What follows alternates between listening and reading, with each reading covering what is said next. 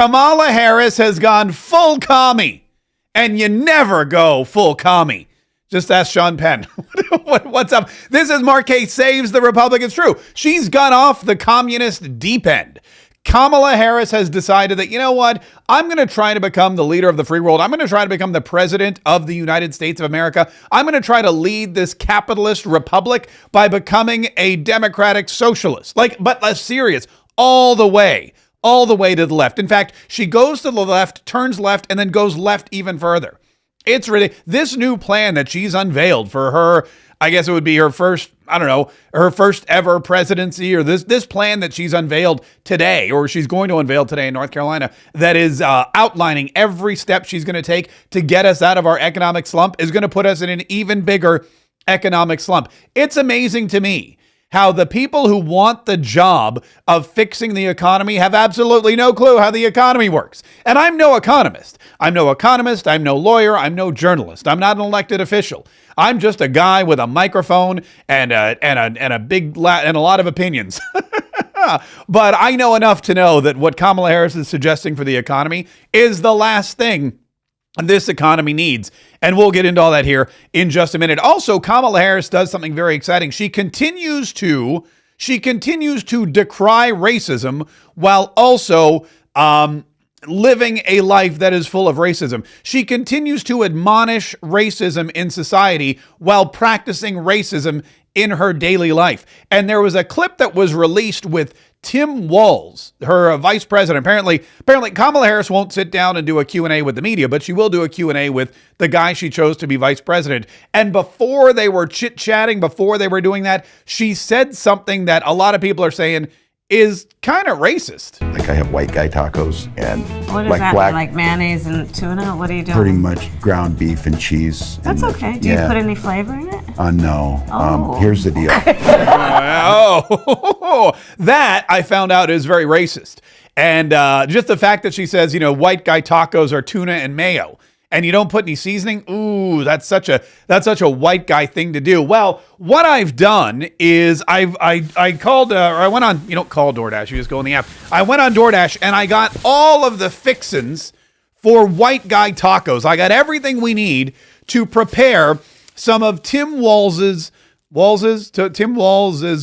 guy tacos. And a little later on in the show today, right before, because it's kind of lunchtime. A little later on in the show today, we're going to be preparing white guy tacos with Kamala Harris's own. This is Kamala's recipe for white guy tacos that we just heard her share right there. Like mayonnaise and tuna. So that's basically. I'm not really happy about that, but that's what we're going to do because we want to show you how ridiculous this entire campaign is. Just ridiculous. That's what happens when you have a ridiculous candidate. This campaign has just devolved into the ridiculous, and we still have over 80 days left to go. Donald Trump has been out there talking policy. Donald Trump has been out there laying out how his agenda for America from day one: drill, baby, drill, mass deportation, shut down the border, all the good stuff. All the stuff that you think, that probably sounds like it's going to be helpful for everybody here in the entire country. Not Kamala Harris. She's doing the opposite. She's just talking about tacos, and she's reading pre-planned speeches. She hasn't released a single policy issue except for no tax on tips, which, fun fact, was Donald Trump's policy issue. And a lot of her Democrat colleagues are not happy about because they believe, they're all about taxes. Anytime a Democrat says no tax, the other Democrats are like, whoa, whoa, whoa, whoa. Hold on a minute, lady. We gotta rein it in a little bit. No tax is always a bad thing for Democrats, and Kamala Harris knows that, but she's trying to get votes. So she's trying to do whatever she can. Well, she's not just stealing from Donald Trump's policies now. She's stealing from the policies of some of the greatest communist leaders in the, and by great, I mean horrible, communist leaders we've ever had in history. Also, she's got this weird thing on her website. If you're interested in applying to work for the Kamala Harris campaign, here's what you need. Ready? First of all, if you're interested in working for the Kamala Harris campaign, here's what you need. First of all, you probably need to get your head examined. First of all, you need your full name. You need to attach a resume or a CV, which stands for curriculum vitae. And then you need to select one of these 9 pronoun combinations. 9 pronoun combinations. There's 9 of them. If you can, let me say 1, 2, 3, 4, 5, 6, 7. Yeah, there's 9. So you need your full name, you need a resume, and then you need to select which of these 9 pronoun combinations best reflects your current mood, if you will. And they got the biggies. You know, they got the hits. They start with the hits like boom, he, him, boom, she, her, boom, they, them. Probably the majority of people, I would imagine, that apply. Well, you know what? With the Kamala Harris campaign, you never can tell. But then there's 2 more rows. After he, him, she, her, and they, them, there's 2 more rows with 3. There's 6 more variations. Z, them with an X, Z, her with a Z and an H, I, M, which is weird, here, fay, fair, and hoo-hoo, which hoo-hoo makes me laugh. Hoo-hoo. Look, you give me, which of these pronouns best describes you? Hoo-hoo? You know what? When I was a kid, hoo-hoo meant your naughty bits. Hoo-hoo was like what parents would call your dirty parts. They'd be like, don't forget, did you wash your hoo-hoo? Don't touch your hoo-hoo. Do not play with your hoo-hoo in public. If you want to play with your hoo-hoo, you go in. That's what hoo-hoo was. Now, all of a sudden, it's some kind of Democrats are out there calling themselves hoo-hoo, which is something. Anyway, that's what you need. And I don't know if this is legitimate. I mean, this has been making the rounds. It seems like it's legitimate. I didn't actually go to her website. But it seems like it's legitimate. And apparently, I don't know if it's like see, for me, here's what I would do. It could be like a joke, right? Like a test. This could be one of those secret tests that if you answer any answer other than he, him, she, her, or even they, them, you automatically fail. For example, if I were running for president, I would have something similar. And I would put all these pronouns. And if you selected anything other than the first 2, I would immediately trash your resume. I mean, immediately put your application right at the bottom of the pile. If not, just delete it entirely. That would be my thing. I'd be like, please select your pronouns. And it's like a way to weed out the wackadoodles. Who are the craziest people applying to work for Mark Kaye for president? Anyone who doesn't say he, him, or she, her, automatically out the door. That could be it. I don't know. I like a Trojan horse. I don't think that is. I think Kamala Harris is seriously concerned about all of these 9 different pronouns. But that's it. That's what you're looking at that's how ridiculous this whole thing is. That's how ridiculous the Kamala Harris campaign for president is. And her policies prove it. Let me go here to the policy. First of all, she released these policies today, and she's going to have a big speech later on in Raleigh, North Carolina, where she's going to be sharing these policies with everybody. But I want to share, this is from Simon Ateba on X, and he did a pretty good rundown of the 10 big points. And let's just go through them here quickly because they're horrible.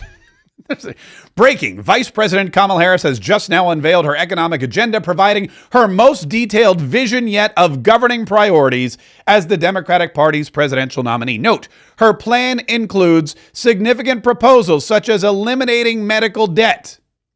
How do we think she's going to do that?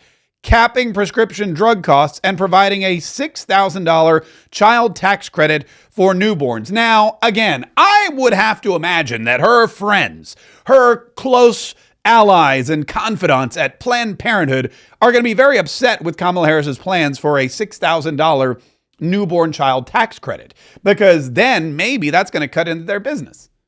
That's good. If you're pregnant and you're thinking about an abortion, and then Kamala Harris rolls in and goes, whoa, we'll give you $6,000 if you have a newborn, all of a sudden you might be rethinking that abortion, and Planned Parenthood cannot be happy about that $6,000 child tax credit. Here are 10 key takeaways. Number 1, populist agenda. Harris's agenda is aggressively populist, focusing on government intervention to lower costs for American families. All right. So here's what this means. Kamala Harris is looking at the people who are in the middle class, who are in these swing states, Pennsylvania, Wisconsin, Michigan, North Carolina, Nevada, Arizona, looking at the middle class, working class with the credit card debt, who can't afford a home, who have 3 to 4 kids on average. She's looking at them and she's saying, how can I buy these people's votes? How can I con these people into thinking I'm going to help them? What can I do to trick these people into thinking that I'm the best choice for president?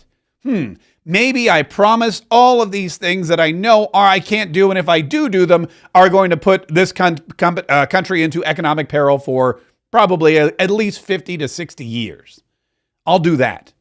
This is a populist agenda. This is her trying to use federal funds, your tax dollars, your money, Money that they're just going to print out of nowhere that'll boost inflation even more. They're going to take government funds and they are going to buy people's votes. And in doing so, put us in an economic tailspin toward peril. And that's no joke. That's not me being, that's not hyperbole. That's literally what's going to happen if Kamala Harris's plan goes through. Number two, $6,000 child tax credit. She proposes a $6,000 child tax credit for the first year of a baby's life, a significant increase from the current $2,000 credit. Where's the money coming from? Doesn't matter. Doesn't matter as long as it gets the votes, right? Doesn't matter as long as those people with newborn babies or those pregnant moms in the suburbs, as long as they're voting for Kamala Harris so they can get their $6,000, does it really matter where the money comes from? We'll just, rob Peter to pay Paul, as long as people go out to the polls and pick Kamala Harris. Medical debt elimination. Harris supports eliminating medical debt for millions of Americans, potentially through federal funds to buy and forgive outstanding debt. Now, it's not enough, okay? It's not enough that we have the court saying you can't pay back student loan debt. You can't cancel student loan debt. Those people took out those payments. Now she wants to go in and say, you know what? In addition to student loan debt, we are going to cancel out medical debt. We're just going to cancel out all the debt. You guys run up all the debt that you want. And then what we're going to do is we're going to come along and we're going to promise to pay it off until someone tells us that we can't. And then we're going to be like, we tried. Thanks for your vote. We tried. We said we were going to pay off your medical debt. The Supreme Court said that's unconstitutional. We gave it our all. Thanks for your vote. That's what this is. None of this stuff can come to fruition. If it does, it'll be illegal and thrown out in court. And also, it'll bankrupt the country at the same time. Price gouging ban. This is the biggie. Her plan includes a first ever ban on grocery and food price gouging with potential fines for stores imposing excessive price hikes. This is called price control. And price control comes directly out of the USSR, the Union of Soviet Socialist Republics. This comes directly from the Book of Marx. Not the Book of Mark, the Book of Marx. This is one of the worst plans ever. Price fixing and price regulation never ends up well for anybody. It's bad for the consumer. It's bad for the producer. It's bad for the economy. It's bad for the country. The only person it's good for is the politician who's promising it to the middle class who are uninformed and don't understand just how bad a policy it is. The Washington Post, however, does understand, and they wrote what is one of the best headlines for an opinion piece I've ever seen. Opinion. When your opponent calls you communist, maybe don't propose price controls? It's hard to exaggerate how bad Kamala Harris's price gouging proposal is.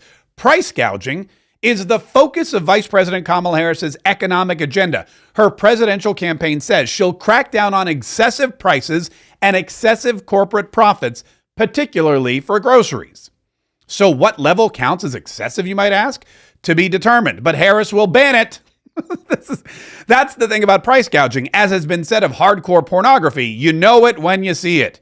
It's not hard to figure out where this proposal came from. Voters want to blame someone for high grocery bills. And the presidential candidates have apparently decided the choices are either the Biden administration or corporate greed. Harris has chosen the latter. In a news release Wednesday, her campaign said the first 100 days of her presidency would include the first ever federal ban on price gouging on food and groceries, setting clear rules of the road to make clear that big corporations can't unfairly exploit consumers to run up excessive corporate profits on food and groceries. What are these clear rules of the road, or the thresholds that determine when a price or profit level becomes excessive? The memo doesn't say. And the campaign did not answer questions I sent seeking clarification. This is going to be a problem for everybody, because when corporations can no longer produce a profit, corporations don't produce anything. If corporations can't produce a profit based on supply and demand, if they can't set prices based on supply and demand, if they can't work in a competitive free market capitalist society, then they're not going to work. They're going to go do something else or do nothing at all. And all of a sudden, you don't just have high-priced groceries on the store shelves, you have no groceries on the store shelves. And everybody knows that's basic economics. You create a business, you go into business so that you can create a profit, so that you can pay your employees and pay yourself and invest in other corporations and grow the American economy. You don't go into any kind of business to limit. This is a very communist thought process. This is a very Democrat socialist thought process. It's like the minimum wage. They're always talking about raising the minimum wage. You know what they don't talk about? The maximum wage. Stop focusing on the minimum wage. Start focusing on the maximum wage. If you really want to get ahead in this world, you don't ask yourself, what's the minimum amount of money I can make? What's the minimum, the bare minimum amount of money I can force somebody to pay me through government regulation? I'll work for that. $15 an hour, that's the minimum. All right, I'll take it. No, why don't you worry about the maximum? $1,500 an hour, $15,000 an hour. I mean, why would you? The problem with a lot of these socialists and leftists is they're trying to keep people down here when they should be trying to boost them up here. The minimum wage should not be anything that anybody talks about. It should always be about the maximum wage. Also, you shouldn't have to worry about these prices. If you're trying to cap prices, what you're doing is you're capping production because you're capping profits. And anybody will tell you that when you cap profits, corporations will leave that market and they will go look for greener pastures. The more corporations that leave a market, the less competition there is, the lower quality you have. It's a mess. Even the Washington Post can see that as they continue to lambaste Kamala Harris. The most likely template for Harris's proposal is a recent bill from Senator Elizabeth Warren. Dude, if you are channeling Elizabeth Warren anytime in your life, stop. Rethink what you've done with yourself. Rethink your policies if Elizabeth Warren is your spirit animal. Harris co-sponsored similar legislation with Warren in 2020 when Harris was a senator. Warren's bill would ban any grossly excessive price during any atypical disruption of a market. Alas, no definition was provided for these terms either. Rather, the bill would empower the Federal Trade Commission to enforce bans using any metric it deems appropriate. This is socialism. This is the government saying, we're going to take action against any corporations that grossly price their goods and services. Well, what is grossly? We're not going to tell you, but we will let you know when you've crossed that line. This is government control. This is where you get people standing in line for toilet paper like you did in the Soviet Union. It's horrible. And this is what she believes is going to win her the presidency. But it's like Simon Atiba said. It's a populist agenda. Criticism and concerns, no new tax increases, Medicare negotiations, all this stuff. Focus on battleground voters. The agenda appears designed to appeal to middle-class voters in battleground states, prioritizing immediate economic relief over long-term fiscal concerns. Immediate relief over long-term fiscal concerns. Why is it that the Democrats are never concerned about the long term? Because they just keep printing money. They just keep printing money whenever they need it. Whenever they need it for their buddies in Ukraine or to buy votes, they just keep printing it. And they don't worry about inflation because they're going to be gone. They'll just leave it to the next generation of socialists who are going to come into office and continue to print money. This is a horrible situation. She's going to go into North Carolina. She's going to try to sell this to people, and she thinks it's going to work. Meanwhile, Donald Trump has been out there explaining to people how it's actually going to work, how we're actually going to bring prices down. Donald Trump's out there explaining. Donald Trump did a press conference yesterday at Bedminster Golf Course, and he had all the groceries out. He had somebody come out and he laid out the groceries and he talked about how Cheerios were more expensive. Talked about how Maxwell House coffee was through the roof. How all these price 48% here for eggs. He had everything laid out and he went through it. We have some clips from that because it was pretty impressive stuff. But it was basically Donald Trump explaining real, actual solutions, and none of them included the government taking control of private food corporations. The government putting price caps on various consumer products. Because Donald Trump knows, most everybody knows, that that's the opposite of what you do. That's not how you bring down inflation. That's how you cause inflation to continue to rise. Speaking of North Carolina and the swing states, Kamala Harris thinks this is going to help her. Let me show you this. This is a new poll out from the Washington Post.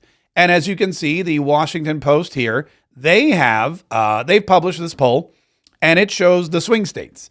And it shows the current the current state of the race in all of these swing states. And I want you to pay attention to this because everybody's been talking about Kamala Harris and how, man, she's cut into Donald Trump's lead. And, man, she's leading in all the swing states. And, man, Kamala Harris is going to be the next president of the United States. Look at this poll. This is very interesting. Donald Trump is up in Michigan.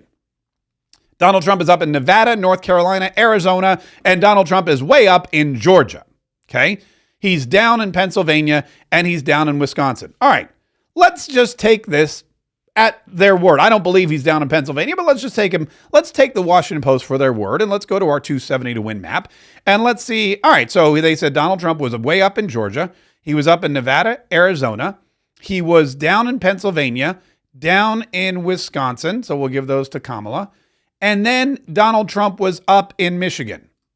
That's 283 electoral votes. Congratulations, Donald Trump. You are the next president of the United States of America.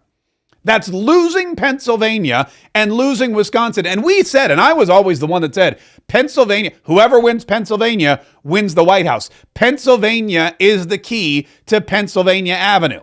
I've said that at least 3 or 4 times. Well, according to the Washington Post, no, there's a bunch of different ways. There's a bunch of different ways. Look at this. You can go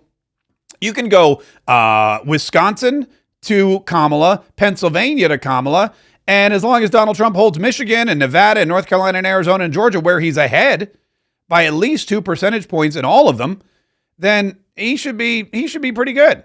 I mean, this is a solid performance. If I'm looking at this and I have Donald Trump, all right, Michigan's tight, but Nevada, he's up by 3. North Carolina, up by 3. Arizona, up by 3. Georgia, up by 4. What that means is that this map is more looking like a reality. And if I'm correct in my assumption, and I believe that I am, Donald Trump will win Pennsylvania. So let's give Kamala Wisconsin and Donald Trump Pennsylvania. That's 302. That's a mandate right there. That's a windfall victory. And I still think Donald Trump could win New Hampshire. I still think Donald Trump could win Wisconsin if he goes out and campaigns there. We can just rack it. We had to tally him up all over the place. Some people think Donald Trump could win Virginia. I don't know about that one, but we'll see. This is where we are today, folks. The Washington Post reporting that Donald Trump has already basically won this election. All he's got to do is hold on. And Kamala Harris isn't even talking to the press. Kamala Harris, she hasn't done a press conference. Still hasn't done a press conference. The only person she's talked to is her vice presidential running mate, Tim Walz. And they talked about ridiculous stuff. They talked about how he sent her to voicemail. And then they talked about tacos. Our extraordinary.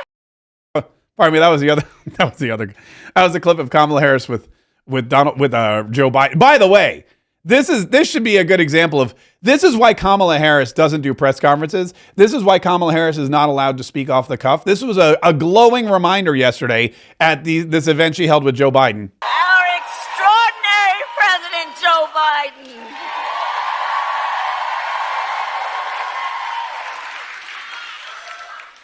And he's going to speak in a minute, but there's a lot of love in this room for our president. I mean, come on. That's vintage Kamala. That's the Kamala Harris you would get if she ever had to walk out on stage, and she will eventually walk out on stage and perform off the cuff. That's the Kamala that we all know and despise. Everybody needs to be woke. Yeah, that's the Kamala that says ridiculous stuff. You think you just fell out of a coconut tree? That's the Kamala Harris that just doesn't know what she's talking about half the time. Hard work is good work. Hard work is good work. And that's the Kamala that just panders to whoever's in front of her. You all helped us win in 2020, and we're going to do it again in 2024. Yeah, you got that weird accent, that weird folksy kind of thing. There's so much love for our president. Our extraordinary President Joe Biden.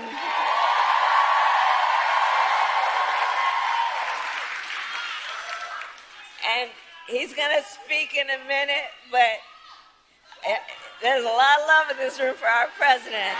Did she not? He's going to speak in a minute, but yeah. Man, that is just, I take it back. I don't want her to do a press conference. Keep her hidden. Keep Kamala hidden. Keep her away from us. She can't speak. We don't need her to speak. We just need her to We just need her to continue to send out these pre-recorded messages like she did with Tim Walz, where they talked about white guy tacos. Like I have white guy tacos and What does like that black, mean? Like mayonnaise and tuna? What are you doing? pretty much ground beef and cheese. That's and, okay. Do you put any flavor in it? No. Oh. Here's the- I have all the fixins. We will be preparing Kamala's own recipe for white guy tacos here in just a minute, and I will sample them, and then I'll probably hurl, because white guy tacos sound disgusting and also pretty racist. Oh, speaking of racism, by the way, Nancy Mace, one of our favorite congresspeople from Myrtle Beach, South Carolina, Nancy Mace, she went into the Lion's Den. She went into CNN and she sat around with, some of the biggest haters and racists I've ever seen in my entire life. And she held her own.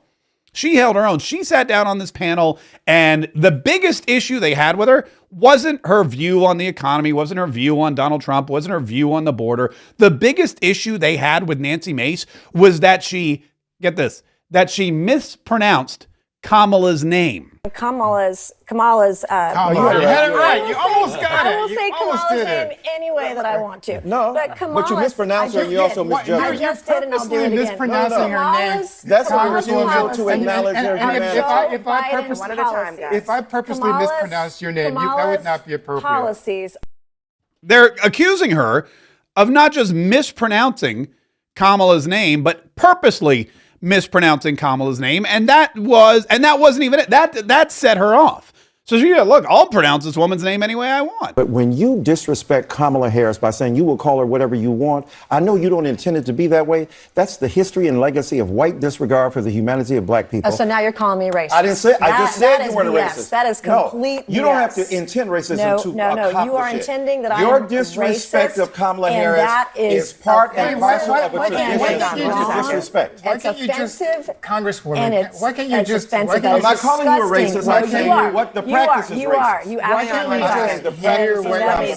me get Disgusting. here. No, what's disgusting is your disrespect of her. Professor. This gentleman said, You know what? I didn't know her name. Disgusting He's to trying to women do is it. her disrespect of women. She doesn't know what a woman is. And if 25 years ago, White women don't have the ability to tell black women who paid the price of blood to make this country what it is, to tell them they're not real women. 25 They years care ago, for your babies 25 and years ago, respected I your became humanity. the first woman to graduate from the Citadel, the Military College of South Carolina. I So call fought her my name way right. through it. So pronounce her Blood, name right. sweat, Let and me tears. actually pronounce her name and right. Kamala Harris, if Kamala. I were a man, You said I this will before. say you Nancy any way that I Mace. want. It's Come on, Kamala. it's Kamala. You're doing this You on disrespect- purpose, I am That's Congresswoman. disrespectful. You can't expect people to If respect a your man service put on if a you don't skirt respect and walked hers. that stage 25 years ago, she You're a would have white said woman she would have disrespecting a taken black that woman. That is achievement away from problematic. women. That's Professor Dyson, That's let me get in disgusting. here because I want to That's play disgusting. one more. Yeah, you're a white woman. You're disregarding a black woman on purpose. It's guys.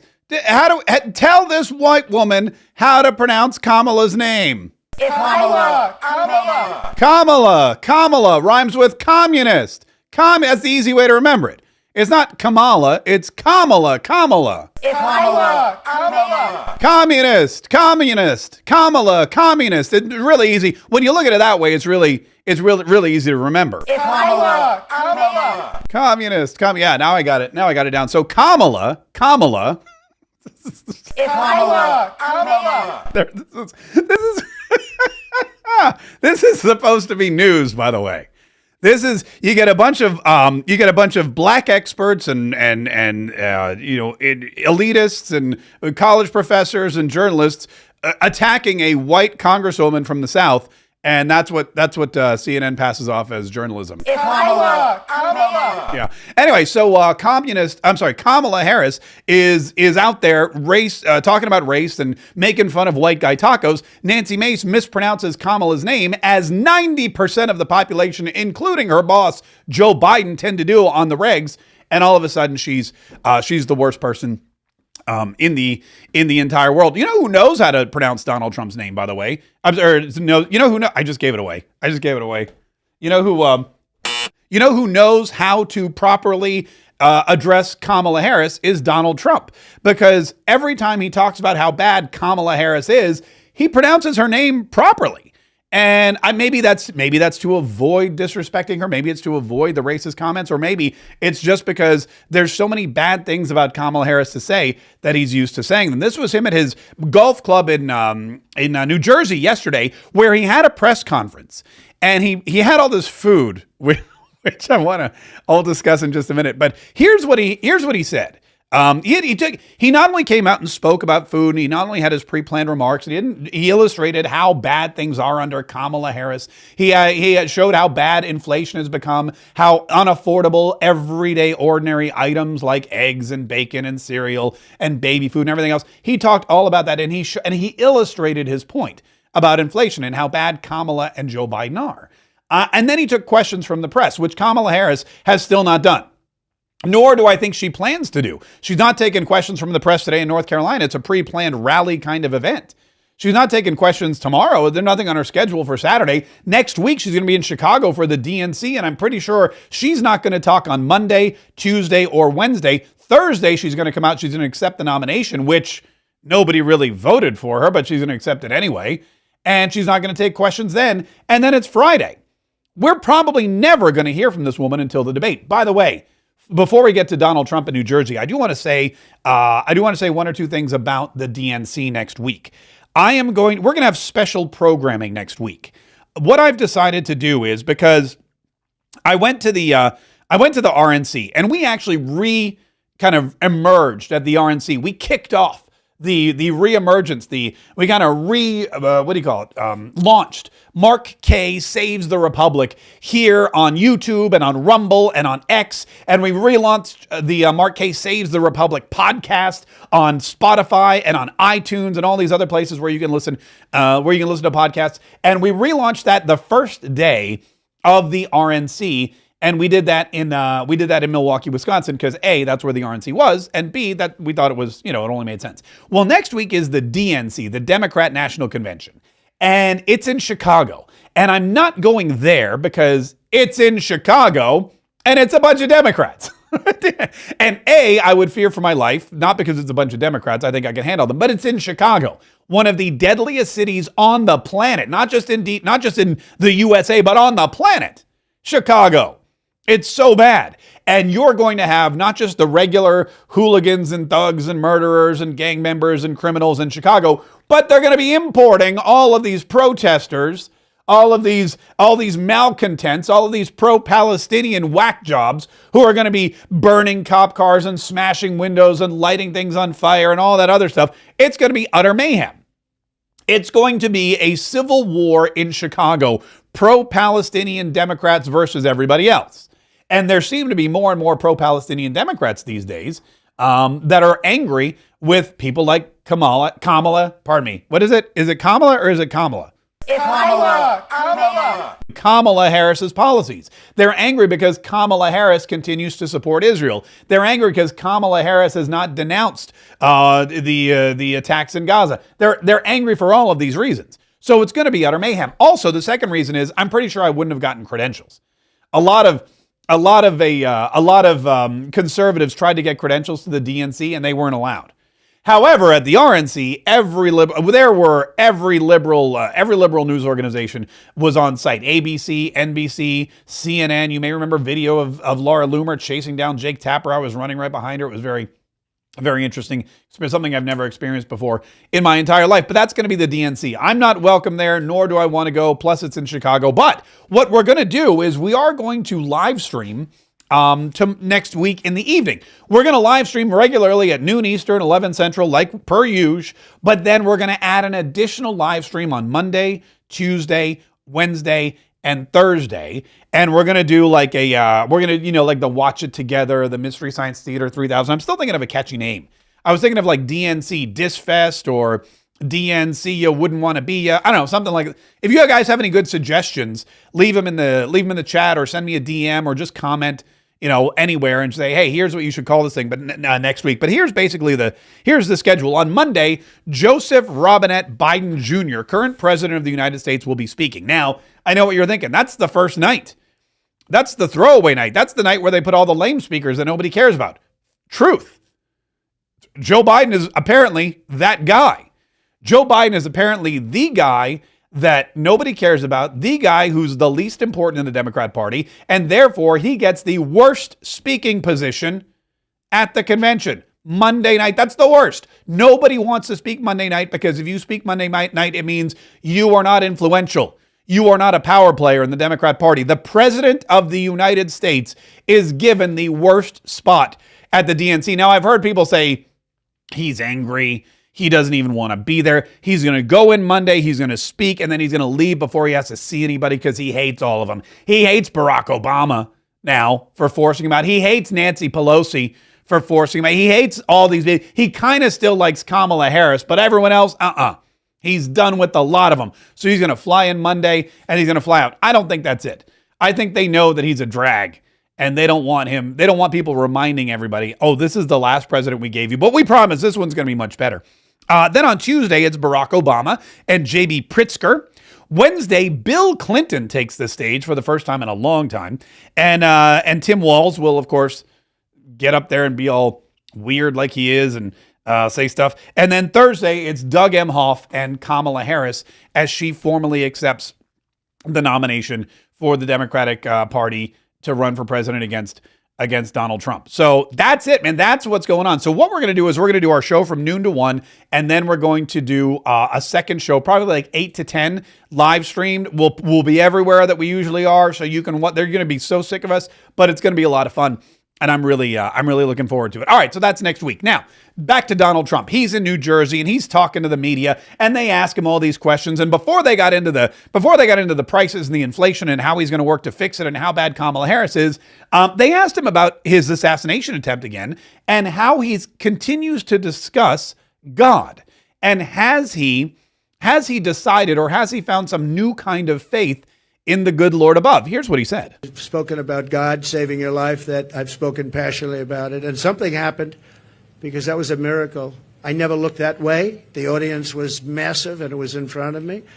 I never have that particular graph. That was a graph on, as you all know now, that it's very, I think everyone knows it very well, but it showed the great numbers on illegal immigration. It was the lowest point we've ever had. And it was one that I use less than 20% of the time. It's always at the end of the speech, not at the beginning of the speech. And it's always on the left side, not the right side. And yet, for some reason, I called it. It's not on a teleprompter. I do things largely without a teleprompter, frankly, because it's hard to hold an audience if you're going to go for an hour and a half or 2 hours reading a script. And I just talked about it, and I moved to my right, turned sharply to my right, ping. And if I didn't do that, I'm not here with you. So, yeah, God has something to do with it. It's a miracle, and God had something to do with it. God had something to do. I mean, think about all of those things. Usually this is done at the end of the speech, not the beginning. Usually it's on the left, not the right. All of these things fell into place. For whatever reason, all of these changes were made. And Donald Trump turned this way instead of this way. It's usually this way. It turns this way at the very time. Not at the end of the speech, but at the beginning of the speech. And boom, the bullet whizzes, nicks his ear, doesn't cause his head to explode. And he's here with us still today. And he says, yeah, God had something to do with that. God had something to do with that. God is good. God is great. God protected Donald Trump. God is protecting our country. Kamala Harris is a whole other story, by the way. Kamala's been promising on day one, I'll do this. And for basically 4 years, she's promised this day one. Yeah. What will you do on day one to turn this country around? So she is saying when she gets in, she's in now. And especially with Biden, because, I mean, he's not in the best of shape. But you know what? She's in there now. She can do anything she wants. And she's still saying, if you elect me, I'll do this, I'll do... Why didn't she do it? Here's my one question. It's the easiest question. Because she complains about everything. Why didn't she do it? That's all I ask.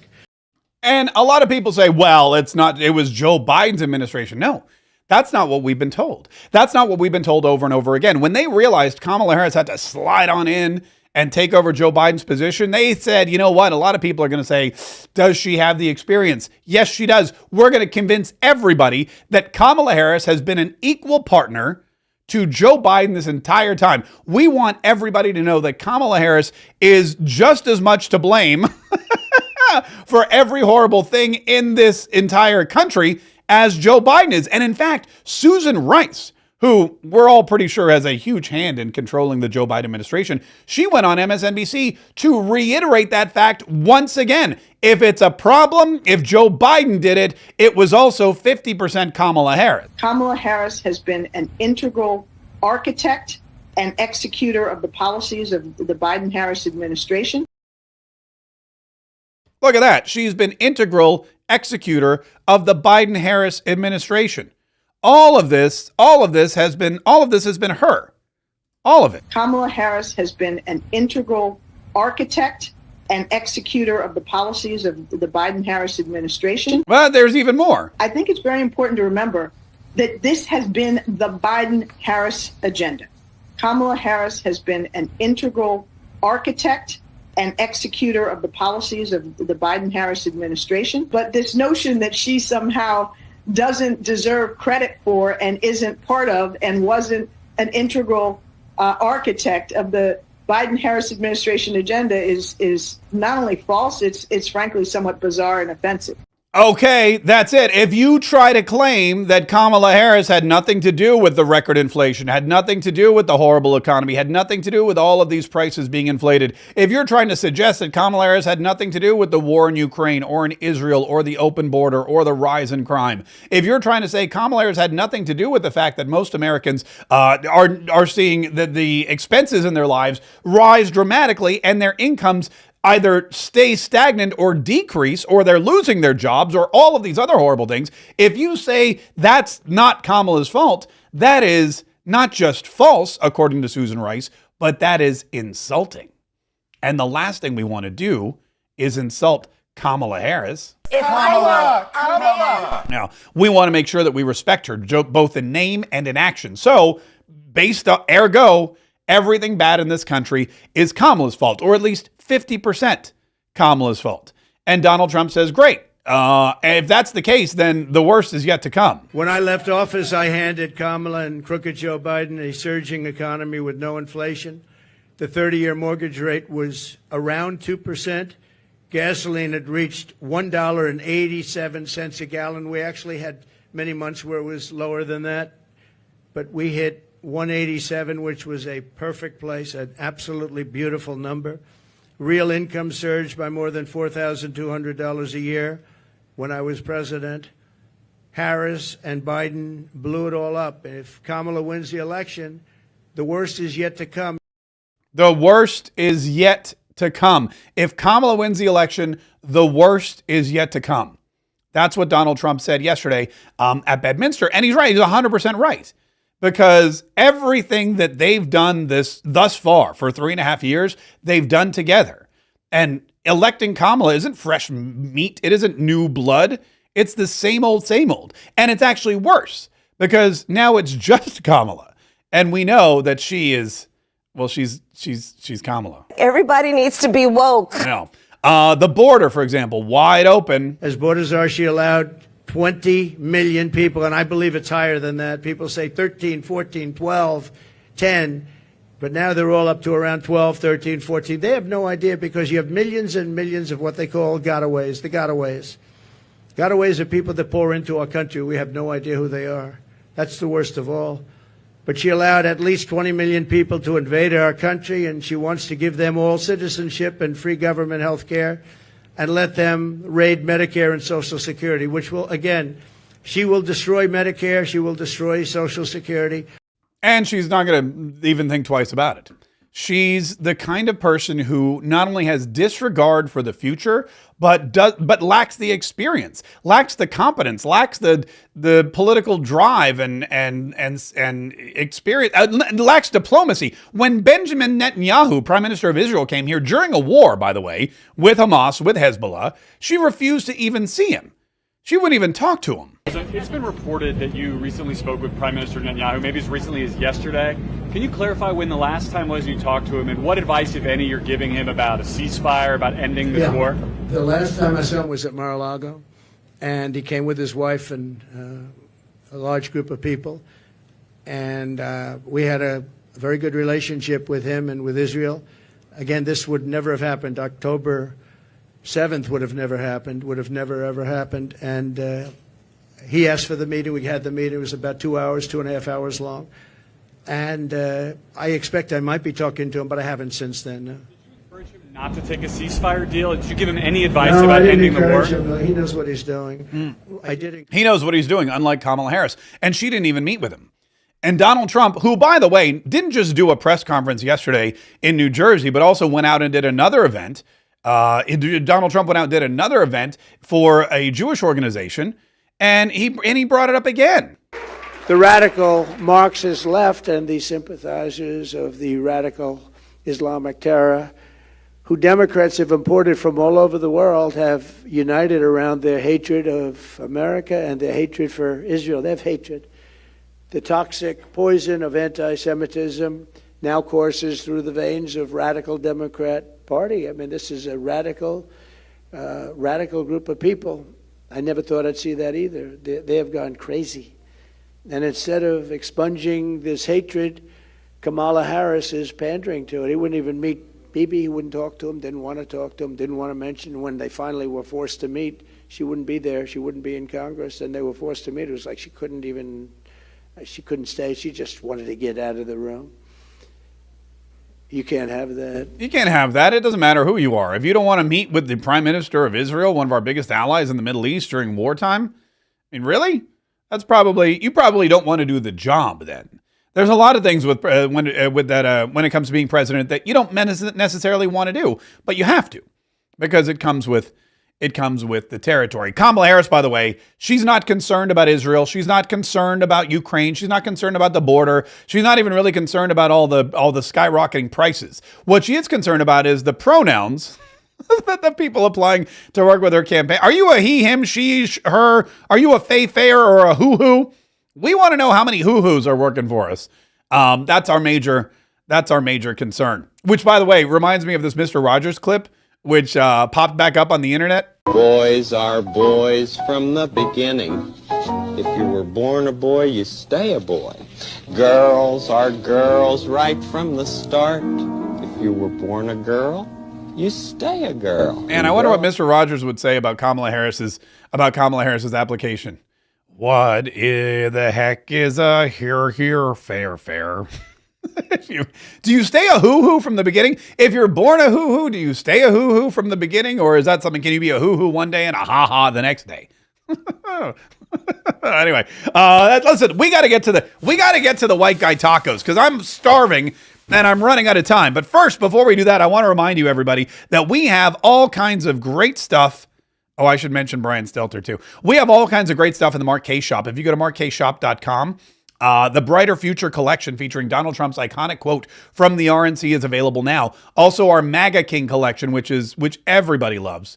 Everybody loves the MAGA King collection. And also Mark Kaye Saves the Republic gear, the official Katriot store. For every Katriot watching, first of all, we thank you so much. And I know there's a lot of comments coming in, and I haven't been able to monitor all of them yet. We're going to work on a better system for that. I appreciate all of the super chats and the Rumble rants and all of your support. And just know, if you're like, I don't know if I can give you a $50 super chat, no problem. I am also a capitalist. I'm not just looking for handouts. I mean, I'll take the handouts. Don't get me wrong. Rumble rant away, super chat away. But I also am like, okay, look, I'll give you something in return for some money, and we'll use the profit to continue to grow the show. And that's why we have official Katriot gear at markshop.com. So you can dress up in your favorite Katriot apparel and support the show at the same time. It's a win-win, folks. It's a win-win. You get something, I get something, I reinvest it to give you even more than you give. It's really one of the best systems. It's capitalism. And it's something that Kamala Harris just doesn't understand. And all she understands is racism and talk. She's always talking about white folks. Kamala Harris and the Democrats, have you noticed, for a group of individuals who are supposedly not the party of racists, these people, for a party that is supposedly the diverse, equitable, and inclusive party, they're always talking about race. If you have a problem figuring out whether you're for me or Trump, then you ain't black. And then, of course, there's the whole white guys for Harris and white women for Harris and all of they want to segregate everybody by race. They want to make sure that they know whose race is what race and yada, yada, yada. Well, now they're doing it again. Tim Walz And Kamala Harris were chit-chatting before an interview with each other, which is also bizarre. And they were talking about tacos, not just any tacos, they're Democrats. So they had to racially segregate their tacos and call them white guy tacos. Like I have white guy tacos and What is like that? black, Like mayonnaise and tuna? What are you doing? pretty much ground beef and cheese. That's and, okay. Do you put any flavor in it? No. Oh. Here's the deal. No, they said to be careful and let her know this, that black pepper is the top of the spice level in Minnesota, you know. I'm the first vice president, I believe, who has ever grown chili peppers. I'm trying to expand my food knowledge. You know, we've got some cantaloupes. You'll be fine. Yeah. So I don't know what the whole cantaloupe. I'm sure the cantaloupe is like a racist thing too. Like only white people eat cantaloupe. Is that what she's trying to say? He's lying, by the way, and saying, oh, in Minnesota, the black pepper. There's so many lies in this one short. There's so many lies in this one short clip. The first lie was, well, God, I don't even know if it's the first lie, but here's one of the big lies. They said to be careful and let her know this, that black pepper is the top of the spice level in Minnesota, you know. And that's not true. There's a lot of Minnesotans who love spicy food. In fact, Chernovich on X, just on a hunch, Googled Minnesota and spices and found that Tim Walz himself entered and won a chili contest with a recipe that called for bell peppers, jalapeno peppers, red peppers, hot peppers, chili peppers. It's amazing. These people will lie about basically anything. And then Kamala Harris claims she's the first vice president in history to grow peppers. I'm the first vice president, I believe, who has ever grown chili peppers. Okay. That's the dumbest thing anyone's ever. I'm the first vice president of the 49 vice presidents. Kamala Harris believes that she's the first one to grow peppers. She's the first one. No one else has ever grown peppers before Kamala Harris. Fun fact, a quick Google search and a perusal of the Monticello website will show you that Thomas Jefferson, the second vice president we've ever had in this country, grew peppers and continues to grow and harvest peppers on his plantation in Monticello. Kamala Harris is from California, and she's trying to tell us that all of these other agrarian plantation owner dudes, none of them grew peppers before her. Thomas Jefferson was the second vice president. John Adams may have done it. I don't know. He doesn't have a website that declares what his garden, what grows in his garden. But Thomas Jefferson sure as heck fire grew peppers, and Kamala Harris is claiming she's the first. But I digress. The real problem with this is the white guy tacos. Like I have white guy tacos and what is like that? black, like mayonnaise and tuna? What are you doing? Mayonnaise and tuna. Think about what this is saying. Think about what this is saying. Tim Walz is saying, I eat white guy tacos, which to me basically is like a Taco Bell taco. He says it's basically beef and cheese. It's beef and cheese. You throw a little lettuce on, that's a white guy taco. You go to Taco Bell at 2 o'clock in the morning. You think you're getting a taco. You're not. It's beef, cheese, lettuce in a hard, crusty shell. And it's amazing. Don't get me wrong. I'm a 2 o'clock in the morning Taco Bell kind of guy. I'll eat the whole box of 10 by myself, which I probably shouldn't do. But, there's a lot of things I do. A lot of things I do that I shouldn't. But he's saying white guy tacos are like, and Kamala Harris goes, what's a white guy taco? Is that like tuna and mayonnaise? Like I have white guy tacos and what is like that? black, like mayonnaise and tuna? What are you doing? Okay, now that, if I were Tim Walz, would be insulting because she's looking at me, kind of a portly, older white dude, and she's saying, what do you eat, like tuna and mayonnaise? She thinks all white guys eat mayonnaise, first of all, and if it's a white guy taco, it's got to be tuna and mayonnaise because, black people don't eat tuna and mayonnaise? Like mayonnaise and tuna? Is that something? I don't know. I mean, I've never actually questioned African Americans on what they eat, but is tuna and mayonnaise, is that off the table in the African American community? Like mayonnaise and tuna? I mean, that's an interesting fact, but that's what Kamala Harris thinks white guy tacos are. So I decided today to kind of using her own recipe, if you will. Let me see if I can pull this up. I decided today, using her own recipe, to create Kamala's white guy tacos. And I DoorDashed, because I didn't have time I could have gone out myself, but I didn't have time. I DoorDashed all the ingredients. First of all, this is going to be messy and probably a little smelly. So I want to make sure that I don't get any of my equipment. I have a tablecloth here. Now the tablecloth is white. That's not any kind of racial. It's just what it was just white. That's just what it is. All right, so there we go. So we've got the tablecloth, and then we got all the ingredients for white guy tacos. Now she didn't specifically mention this, but I'm guessing taco shells. Taco Bell crunchy taco shells are what I opted on. This is actually the complete kit. And I imagine you would need taco shells. She said tuna. What did she say again? What was it? Mayonnaise and tuna. Yeah, okay. She just said mayonnaise and tuna, but I imagine you need the taco shells as well. So I have those. And then I got, hold on, one more time. I want to make sure I get the complete recipe. Mayonnaise and tuna. Okay, all right. I got the complete recipe. So we have mayonnaise, Hellman's real mayonnaise, because I know some people are into Duke's in the South. Duke's is very popular. I know some people like Miracle Whip, which there's always that debate. Is Miracle Whip mayonnaise? No, it's Miracle Whip. So I just went with Hellman's because it clearly states real mayonnaise there. And then tuna. And because the economy's so bad, and because prices are so high, I just went with the Southeastern Grocers brand because it was like a buck. Like $1.25 per can. So, all right. So now what we're going to do is we are going to assemble and then try Kamala Harris's recipe for white guy tacos. And the first, wait, do I have a plate? Yeah. Plate. And some napkins here. All right. So here's the first thing we're going to do. We're going to open up the tacos and we're going to pull out the tacos. Oh, there's more in here. Oh, look, look at this. There's the seasoning mix, which we won't need because according to Kamala Harris, there's no seasoning on white guy tacos, I think. Let me just double check again, but I don't think we use the seasoning. Like I have white guy tacos and what is like that? black, like mayonnaise and tuna? What are you doing? Like I have white guy tacos and what is like that? black, like mayonnaise and tuna? What are you doing? pretty much ground beef and cheese. That's okay. Do you put any flavor in it? No. Oh. Here's the deal. Okay, all right. So absolutely no flavor. No flavor. Oh, so we don't need that. We're gonna get rid of that. And then there's mild sauce too, which is also flavor. So that's gone. And we're just gonna use the shells. So we got the taco shells here, and we'll just make two. We don't want to. We're watching our weight, so we're gonna. Oh, there's always one broken taco shell. How does that happen? There's always one broken taco shell whenever you buy taco shells. But all right, we've got. You know what? We'll do 3 just so that it can stand up. Just so it stands. We'll do 4. And we'll do as many as we. There we go. All right. So tuna and mayonnaise, or was it? Wait. Does the order matter? I wonder. Mayonnaise and tuna. All right. Does the order? She said mayonnaise. I'm just gonna stick with her recipe. So mayonnaise and tuna.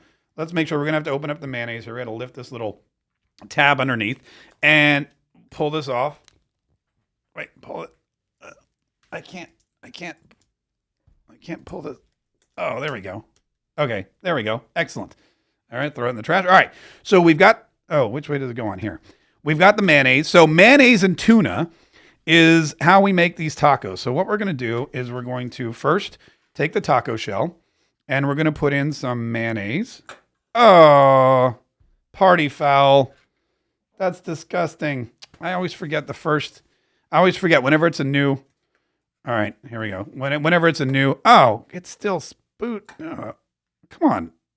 It's like a shotgun. Okay, that's not working. It already kind of smells like mayonnaise. This is very mayonnaise-y. All right, here we go. Let's try it. There we go. Now it's dribbling out. Okay, there's 1. There's 2. Let's try this one here. We'll see what we're going to do. I'm just going to stop at 3 because, that one kind of got... I really do enjoy tacos, but I don't know that I'm going to be enjoying these tacos. All right, now let's get the tuna. Again, this is just chunk light tuna in water. It was like $1.50 a can because that's the cheap. And maybe that's, again, what she means. Maybe it's like cheap. Oh, yeah, there it is in the water. And... oh, I don't have a fork or a spoon or anything. All right, you know what? Hold on. I don't have a fork or a spoon. All right, here's what I have. I have a knife. All right, we're just going to do this. We're going to do this like woodsman style. This is really, if you're talking about white dudes out in the woods in the wilderness, having a knife is probably one of the easiest ways to do it anyway. So we're just going to put the tuna in there. We're going to take some tuna. There we go. We're going to throw it in. I missed. Oh, this really is, if you thought just the mayonnaise smelled horrible, when you smell the mayonnaise and the tuna in water fresh out of the can, then it really smells bad. Then it really smells bad. All right, so there's one We'll make another one here. This is mayonnaise and tuna. This is Kamala Harris's homemade white guy taco recipe. And I think we're good. I'm going to do, I like, tuna's good protein. Now I should say in all fairness, I've had tuna tacos before, but usually it's like an ahi tuna taco with some, sushi grade ahi tuna meat, maybe some wasabi or some soy sauce, a little ginger, maybe some kind of Asian slaw. Delicious. Ahi tuna tacos I love. There's a restaurant in town that makes the best ahi tuna tacos you've ever tried, but I don't think that's what, she wasn't talking about that. She's talking about basically canned tuna and mayo, I imagine. Mayonnaise and tuna. Yeah, all right. So that's what we have here. We have here Kamala Harris's white guy taco. It is mayonnaise and tuna. And now what we're going to do is we're going to take a bite. Okay, ready? Thank God I waited till the end of the show because I may have to run to the restroom after this. Mayonnaise and tuna. This is the white guy taco. Are you ready? Here we go.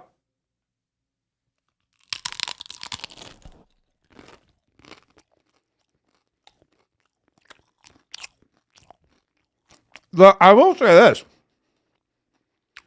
It's not horrible.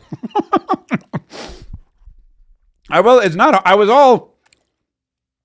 was almost somewhat disgusted, but it's not bad at all. And I will say this. These Taco Bell crunchy taco shells, they are crunchy. Listen to this crunch.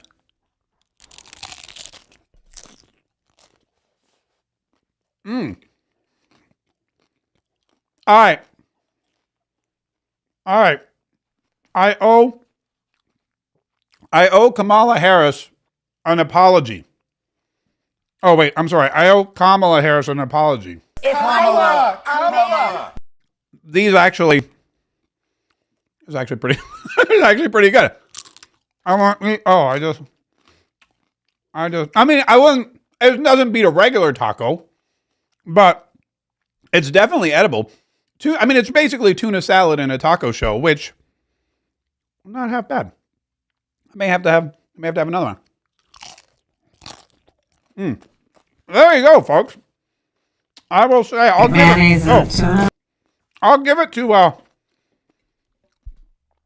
it to him on that one. Yes, it's racist, but it's also very tasty. All right, guys, thanks so. This whole room's gonna stink. Thanks so much for. I gotta take some water, bro. Hang on, I'm almost done.